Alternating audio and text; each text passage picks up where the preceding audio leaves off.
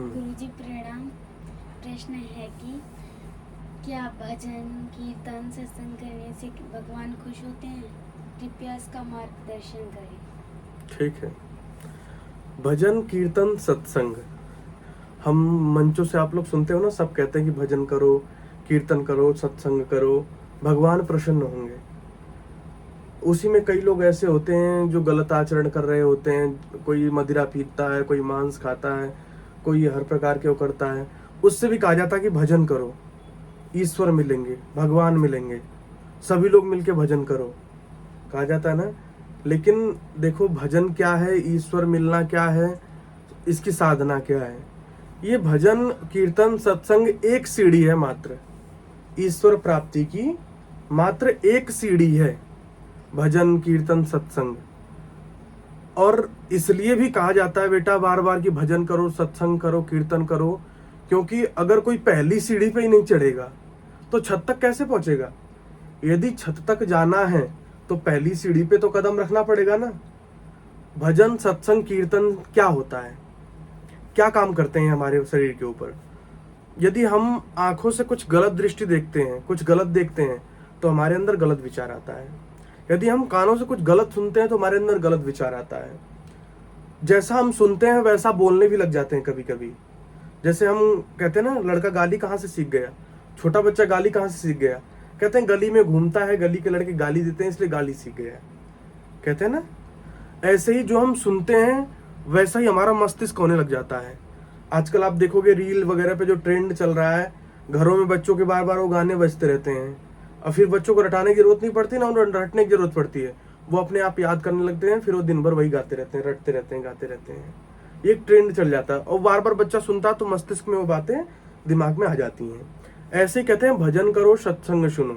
क्या यहीं से भगवान मिल जाएगा? नहीं, ये एक सीढ़ी होती है। सीढ़ी कैसे होती है समझाता हूँ। जब हम भजन सुनेंगे तो भजन में भाव होते हैं, और जब भाव मन में आते हैं और अच्छे भाव मन में आएंगे तो मन को अच्छा करेंगे, मन को अच्छा करेंगे। बुरे भाव आएंगे मन में तो मन को बुरा करेंगे। यदि क्रोध मन में आएगा तो क्रोध तो बुरा होता है, फिर वो कोई सामान फेंकेंगे, कुछ पटकेंगे, कुछ वो करेंगे। क्रोध आया क्यों? क्योंकि ऐसी बात सुन ली, कुछ किसी ने चुगली कर दी हमारी, वो सुन लिया, किसी ने हमारी निंदा कर दी, वो सुन लिया, इसलिए मन में क्रोध आ गया, फिर हमने उसे पीट दिया। ऐसे ही यदि हम सही शब्द सुनेंगे, सही भजन सुनेंगे तो क्या होगा, क्या होगा, हमारे अंदर अच्छे भाव आएंगे, और अच्छे भाव आएंगे तो हम वैसा ही बनते चले जाएंगे, उन्हीं की मस्ती में झूमते चले जाएंगे। यदि हम बार बार भजन, बार बार कीर्तन, बार बार सत्संग सुनेंगे तो मन में जो दुर्व्यसन, दुर्विकार, जो हमारे चित्त पे बहुत सारी अशुद्धियां इकट्ठी हो गई हैं, वो दूर हो जाएंगी, और उन पे जाकर के ये भजन भाव बैठ जाएगा। कहते हैं ना, वायरस फिर निकलना शुरू हो जाएगा। जब देखो, एक पानी लो, एक लोटा लो, उसमें गंदा पानी डाल दो, गंदा पानी डाला रहेगा तो धीरे धीरे सड़ के बदबू ही आएगी उसमें। और फिर आप साफ पानी ले जाकर के उसमें डालते रहो, डालते रहो, डालते रहो, डालते रहो, डालते रहो, डालते रहो। कुछ समय में ऐसा समय आ जाएगा कि वो पानी बिल्कुल गंदा निकल जाएगा उसमें से, और उसमें साफ पानी बचेगा। ऐसी जो हमारी बुद्धि है ना, ऐसे ही सेम होती है। हम क्या करते हैं, इस बुद्धि में कचरा भर लेते हैं। फिर इसलिए संत कहते हैं कि भजन सुनो, सत्संग सुनो, कीर्तन सुनो, कि जो कचरा भरा है उस स्थान पे ये सही चीज जाके भर जाए।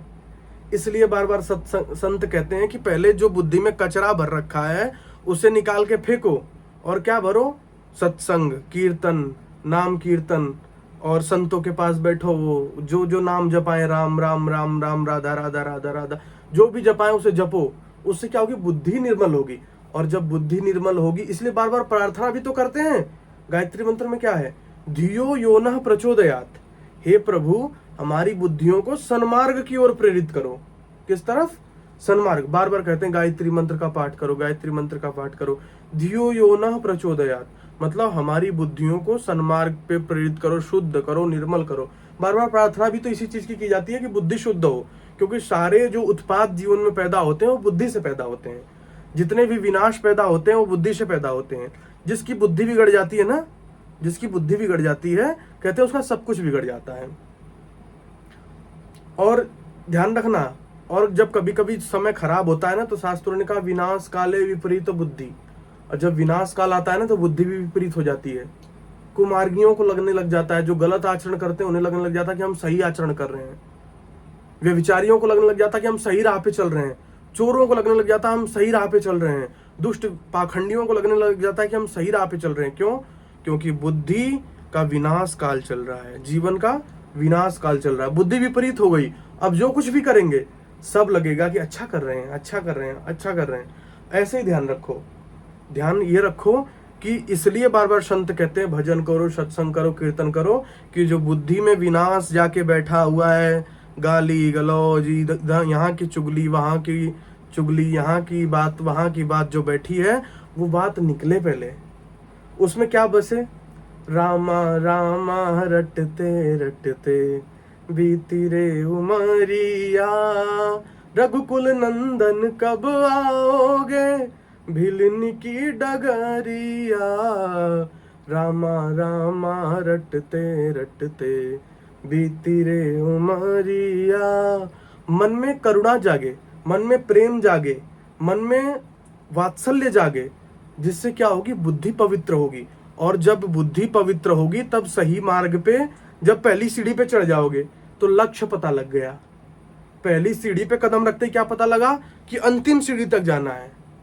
और जो वैसे ही नीचे भटक रहे हैं, सीढ़ी खोज रहे हैं, सीढ़ी खोज रहे हैं, वो कौन है? वो वही अज्ञानी है जिन्होंने अपनी बुद्धि में शराब, मांस, मदिरा, गाली गलौज, व्यभिचार, चोरी भर रखी है। वो वही मूर्ख हैं जो संसार में धक्के खा रहे हैं, संसार में यहाँ वहाँ भाग रहे हैं, संसार में यहाँ वहाँ त्राईमाम कर रहे हैं, मुझे बचा लो, मुझे बचा लो। और उन्हें पता है कि अंततोगत्वा उस छत पे ही जाना है, लेकिन फिर भी वो सीढ़ी देखते हुए भी उसे अनदेखा करके संसार के नालों में जाके गिर रहे हैं। और इसलिए कहते हैं कि पहली सीढ़ी पे चढ़ो। पहली सीढ़ी क्या है? सत्संग, भजन, कीर्तन। पहली सीढ़ी पैर रखोगे तो क्या पता लगेगा कि अभी 5 सीढ़ियां और ऊपर दिखाई दे रही है, लेकिन जो पहली सीढ़ी पे चढ़ेगा ही नहीं, उसे क्या पता कि आगे कितनी सीढ़ियां हैं।